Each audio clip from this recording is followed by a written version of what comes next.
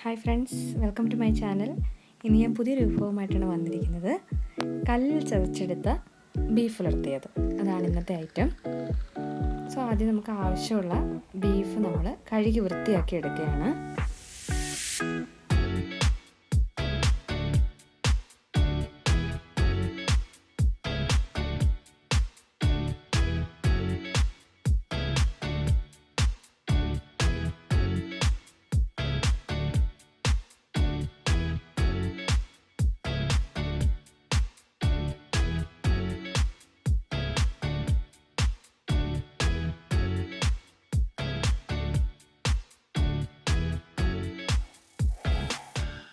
ഇനി നമ്മൾ ഈ കഴുകി വൃത്തിയാക്കിയ ബീഫ് ചെറിയ കഷ്ണങ്ങളാക്കി വേവിച്ചെടുക്കും. അപ്പോൾ നമ്മൾ കുക്കറിലാണ് വേവിക്കുന്നത്. അതിനോടൊപ്പം ലേശം കല്ലുപ്പ് ഇടുന്നുണ്ട്. കല്ലുപ്പും കുറച്ച് കരിവേപ്പില ലഭ്യമാണെങ്കിൽ കരിവേപ്പിലയും കൂടി ഇട്ട് നമുക്ക് കുക്കറിൽ ആ സമയത്ത് നമുക്ക് വേവിച്ചെടുക്കാം. മഞ്ഞൾപ്പൊടി ഇടുന്നതിൻ്റെ കൂട്ടത്തിൽ നമ്മൾ മഞ്ഞൾപ്പൊടിയും കൂടി ഇട്ടിട്ടാണ് ബീഫ് ആദ്യം വേവിച്ചെടുക്കുന്നത്. സോ കുക്കറിൽ വെച്ചിട്ട് നമുക്ക് ഈ ബീഫിനെ ഒന്ന് വേവിച്ചെടുക്കാം. ആ സമയത്ത് തന്നെ നമുക്ക് ഇതിന് ആവശ്യമായിട്ടുള്ള പൊടികൾ എന്തൊക്കെയാണ് വേണ്ടതെന്ന് നോക്കാം. മല്ലിപ്പൊടി, മുളക് പൊടി, മസാലക്കൂട്ട് ഇവിടെ പൊടിച്ചെടുത്തതാണ് ഞാൻ ഉപയോഗിക്കുന്നത്. കുരുമുളക് പൊടിയും വീട്ടിൽ തന്നെ പൊടിച്ചെടുക്കുന്നു. അതുപോലെ സവോള, കുറച്ച് നീളത്തിലരിഞ്ഞ സവോള, ചെറിയ ഉള്ളി, ഇഞ്ചി വെളുത്തുള്ളി പേസ്റ്റ്. പിന്നെ നമുക്ക് ചതച്ചെടുക്കുകയാണ് ചെയ്യുന്നത്. സോ അതിന് ഒരു ചെറിയ ഇടികല്ല് ഇവിടെ വെച്ചിട്ടുണ്ട്. നമ്മുടെ ബീഫ് ഏകദേശം വെന്ത് വന്നിട്ടുണ്ട്. അപ്പോൾ നമുക്ക് വിസിലടിച്ച് അതെടുത്ത് മാറ്റി വയ്ക്കാം. നമ്മുടെ ബീഫ് ഏകദേശം വെന്ത് വന്നിട്ടുണ്ട്. അപ്പോൾ വിസിലടിക്കുമ്പോഴത്തേക്കും നമുക്ക് ആവശ്യമുള്ള വിസിലായി കഴിയുമ്പോൾ ഞാനിവിടെ ഒരു 6 വിസിലടുപ്പിച്ചിട്ടുണ്ട്. അപ്പോൾ അതിന് ശേഷം അതെടുത്ത് മാറ്റി വയ്ക്കാം.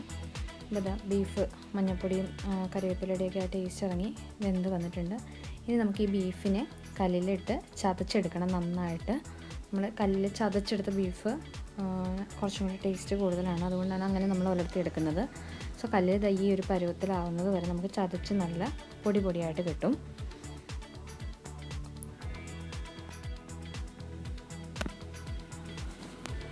നമ്മൾ ഇത് റെഡിയാക്കി എടുക്കാൻ പോവുകയാണ്.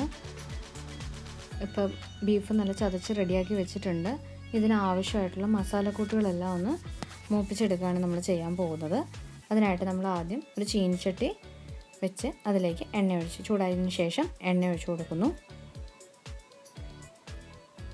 എണ്ണ നന്നായിട്ടൊന്ന് ചൂടായി വരുമ്പോഴത്തേനും നമ്മൾ കൊച്ചുള്ളി അരിഞ്ഞു വെച്ചിരുന്നത് ഇട്ട് വഴറ്റി കൊടുക്കുകയാണ്. അതിനകത്ത് കൊച്ചുള്ളി വഴറ്റുന്നതിനോടൊപ്പം തന്നെ നമ്മൾ ചതച്ച് വെച്ചിരുന്ന ഇഞ്ചി വെളുത്തുള്ളി പേസ്റ്റ്, ഒരുപാട് പേസ്റ്റ് പരുവത്തിലാവണ്ട, ഒന്ന് ചതച്ചെടുക്കുന്നതേ ഉള്ളൂ. അപ്പോൾ ഇഞ്ചി വെളുത്തുള്ളി ചതച്ച് വെച്ചത് അതിനോടൊപ്പം തന്നെ ഇട്ട് നമ്മൾ വഴറ്റിയെടുക്കുന്നു.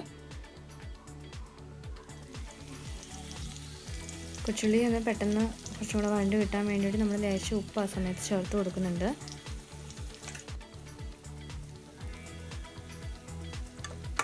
അപ്പോൾ ആ കൂട്ടത്തിൽ നമ്മൾ അതിൻ്റെ കൂടെ തന്നെ കുറച്ച് കറിവേപ്പിലയും കൂടെ ചേർത്ത് ഒന്നും കൂടെ നന്നായിട്ടിത് മൂപ്പിച്ചെടുക്കുന്നു.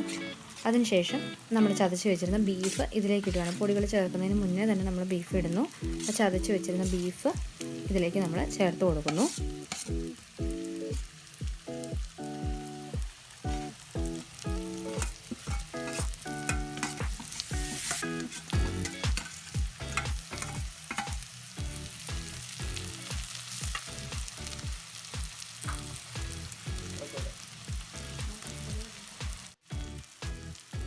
ബീഫ് ആഡ് ചെയ്തതിന് ശേഷമാണ് നമ്മൾ പൊടികളെല്ലാം ചേർത്ത് കൊടുക്കാൻ പോകുന്നത്. അപ്പോൾ നമ്മൾ നേരത്തെ എടുത്ത് വെച്ച മുളക് പൊടി, ബാക്കി നേരത്തെ എടുത്ത മസാലക്കൂട്ട്, മഞ്ഞൾപ്പൊടി, കുരുമുളക് പൊടി, അതെല്ലാം ഇതിലേക്ക് ചേർത്ത് കൊടുത്ത് നന്നായിട്ട് നമ്മൾ ഇളക്കിയെടുക്കാൻ പോവുകയാണ്.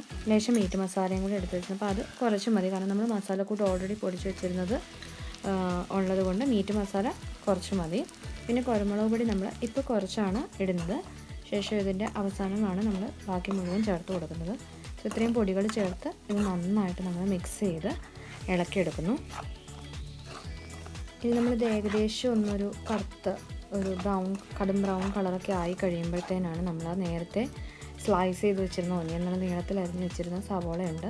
ആ സവോള നമ്മൾ ഈ സമയമാകുമ്പോഴത്തേനും ചേർത്ത് കൊടുക്കണം. അപ്പോൾ നമുക്ക് സവോളയുടെ ആ ചെറിയ ഒരു പച്ചച്ചുവ കിട്ടുകയും ചെയ്യും. എന്നാൽ ആ ഉള്ളി നമ്മൾ ആദ്യം വഴറ്റിയത് കൊണ്ട് ആ വഴണ്ട് വന്നതിൻ്റെ ടേസ്റ്റും അതിൻ്റെയോടൊപ്പം തന്നെ ഉണ്ടാവും.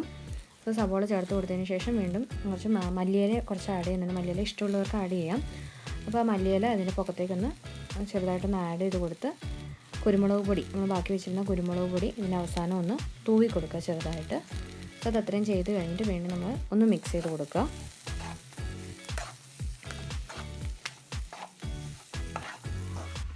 സോ ഇപ്പോൾ നമ്മുടെ കല്ലിൽ ചതച്ചെടുത്ത ബീഫിലുർത്തിയത് റെഡിയായി കഴിഞ്ഞു. എല്ലാവരും റെസിപ്പി ട്രൈ ചെയ്ത് നോക്കുക. ഈ വീഡിയോ ഇഷ്ടമായെങ്കിൽ എൻ്റെ ചാനൽ സബ്സ്ക്രൈബ് ചെയ്യുക, വാച്ച് ചെയ്യുക, ഷെയർ ചെയ്യുക. Thanks for watching my video.